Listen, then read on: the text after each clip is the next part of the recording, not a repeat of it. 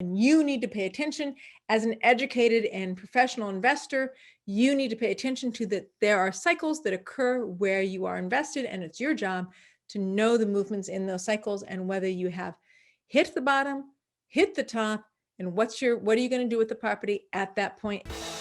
I am Christina Suter, and this is the Real Estate Breakthrough Show, where we talk about the reality of real estate, the mindset you need in order to face the reality of what it is, and tips and tricks to get you moving forward in investing. I am your host, Christina Suter. Hello, this is Christina Suter with the Real Estate Breakthrough Show. So your education, I keep telling you, you being educated in real estate is a huge part of your success. This is why I do all those EDU shows. This is why I interview all of the experts that I do interview in real estate. This is why I have experts come and talk at my Phoebe Pasadena meetings, specifically because education and your network are your two primary pathways to your success in investing in real estate. So that being said, what am I focusing on today in my educational show? I am focusing on investing in stabilized markets, market timing.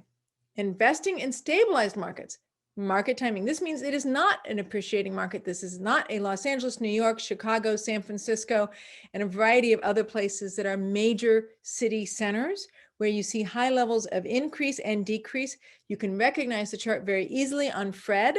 That, of course, is the St. Louis Federal Reserve. Their acronym is FRED, F-R-E-D. Type in FRED, housing chart, and the name of the city you want to invest in, and you will see very quickly if it has a cyclical up and down roller coaster look, or if it's nice and steady across multiple recessions, generally at a 20-degree to 25 or 30-degree angle, and not hitting a 45-degree angle during an appreciating time or between recession cycles. So this is a stabilized market. This is that chart that kind of goes 20 degrees, 30 degrees. You notice that for each recession, the little gray bars in the FRED charts, those are recession, economic recessions that the line continues to kind of just plot along about the same angle with about the 20-degree to 30-degree increasing price year upon year. Does it actually increase that much that way? No, not really. There is a little more cycles happening in those markets than that line is sensitive to, because you're looking at an aggregate number. You're looking at a number that it may even be seasonally adjusted. So, but the point is, it's distinctly different than Los Angeles, San Francisco, Chicago, and New York, and a variety of other larger metropolitan areas where the line goes up at a 45-degree angle or more, and then it goes back down, and then it goes back up, and it increases, and towards the end of its tail, which was the end of the appreciation cycle, it will hit 45 degrees or more in its appreciation cycle. That is another cycle. That is another market, another animal. I call it know your pony. So appreciating ponies, I consider to be sprinters. We've got a beginning point, we've got an end point. The end point is the end of the cycle. The beginning point is the beginning of the beginning of the upturn. The end point is the end of the upturn right before it turns down. That is the pony that you're riding. It is a racer, and it's sprinting from one line to the other, and you need to pay attention as an educated and professional investor.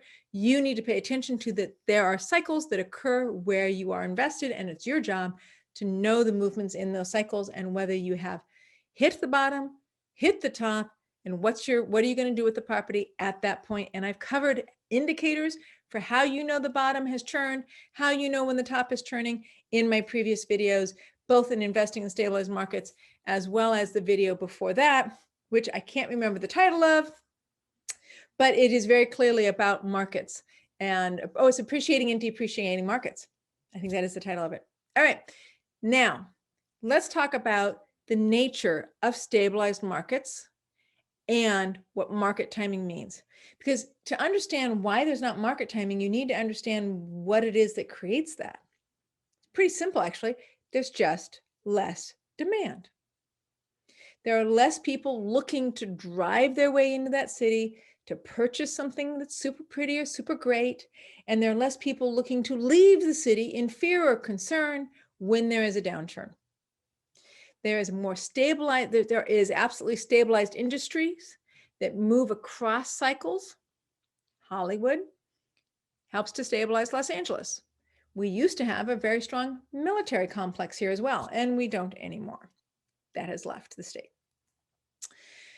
So there are industries in both appreciating markets and in stabilized markets, but in stabilized market, that industry continues to plod along. It continues to create jobs. It continues to give people money to pay their rent. When you're doing rental units, what are you housing? Are you housing people?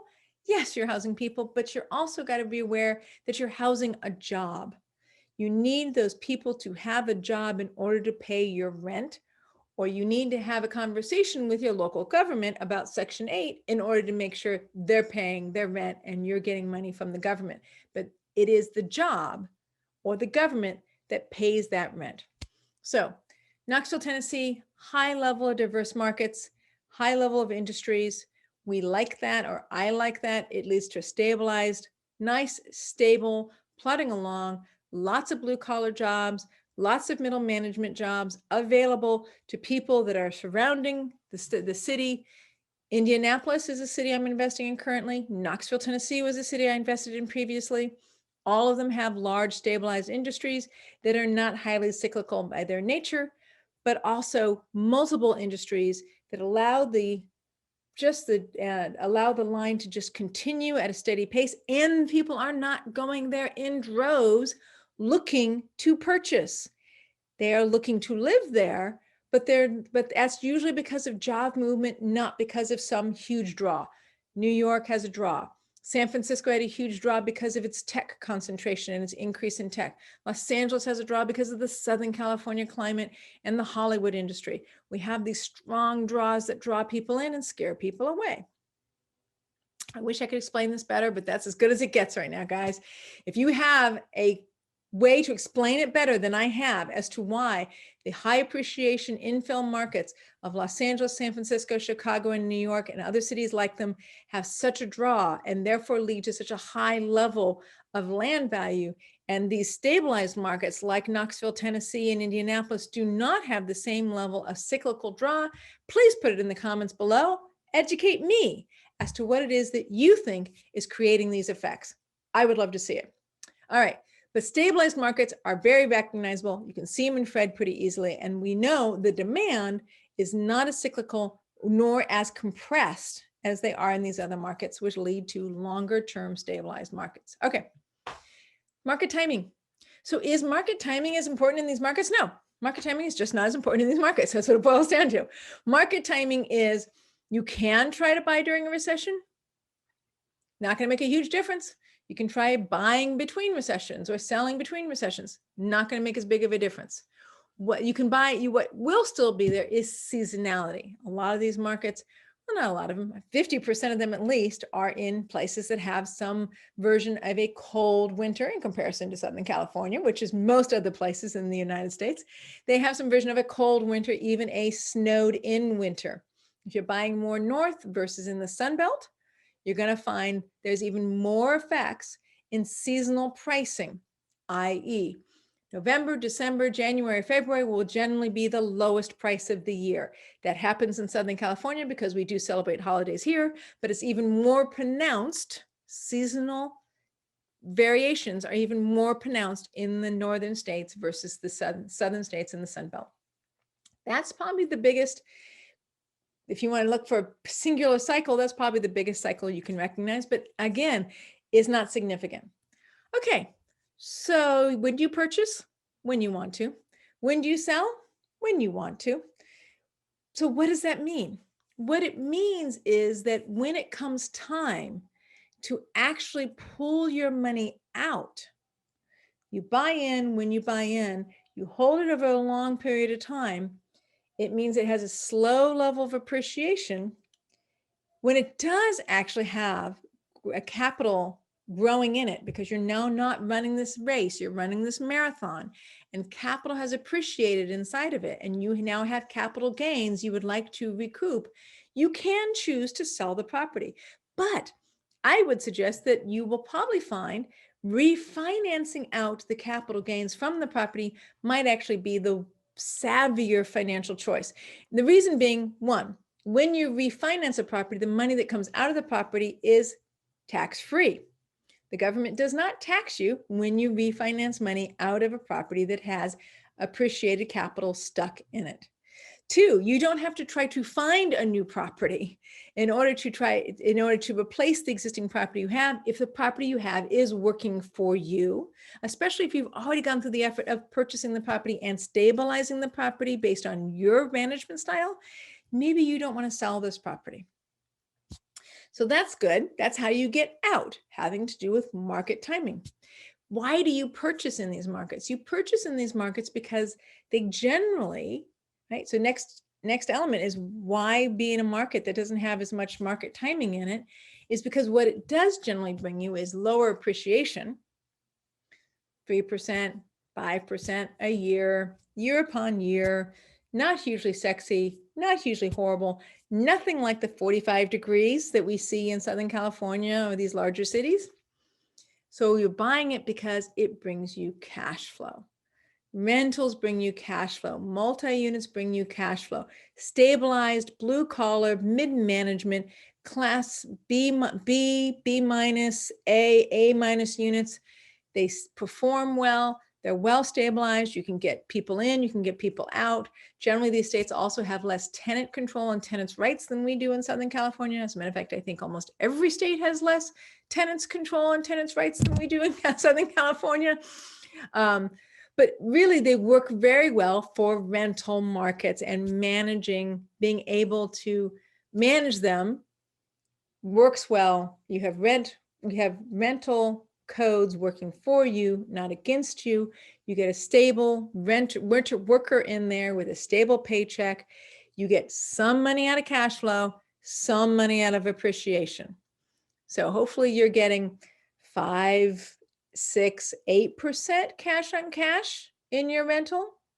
I've seen some people manage to get 10% cap on their rental, but that's generally when we're seeing an aggressive downturn. Was the last time I saw 10 to 13% cash on cash in reality. Because here's what I've also noticed about these markets that bring you positive cash flow, 4 to 6%, appreciation, 3 to 5%.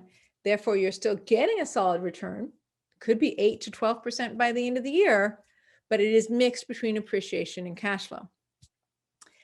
What you do need to know about these guys is that they're much more price sensitive.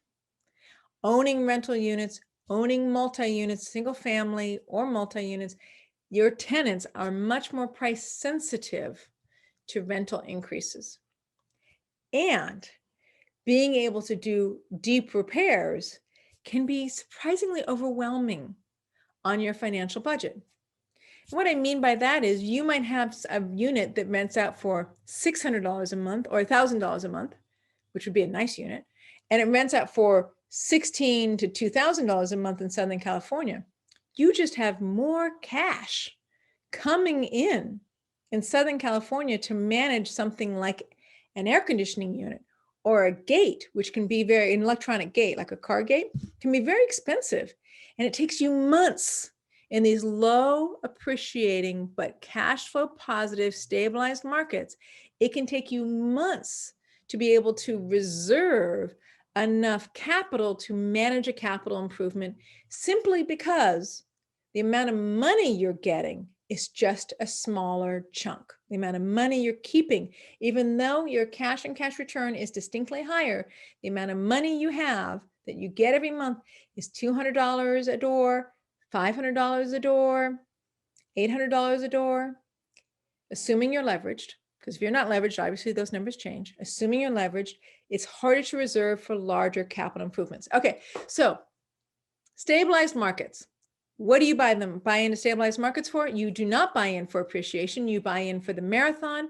You intend to hold the property for a long period of time. You're purchasing it primarily for rental returns, cash on cash returns. That's the purpose for investing in those markets. You need to be very careful about some particular things having to do with this low margin of return I just talked about, which I will talk about in the next video, when it has to do with rentals and flips and multi-units, i.e. investing in stabilized markets, what works. Thank you so much for listening to Christina Suter, the Real Estate Breakthrough Show. Tune in each week for iHeartRadio, iTunes, Spotify, Roku TV, and most importantly, this is available to you for free on YouTube for your education, helping you be a more successful investor.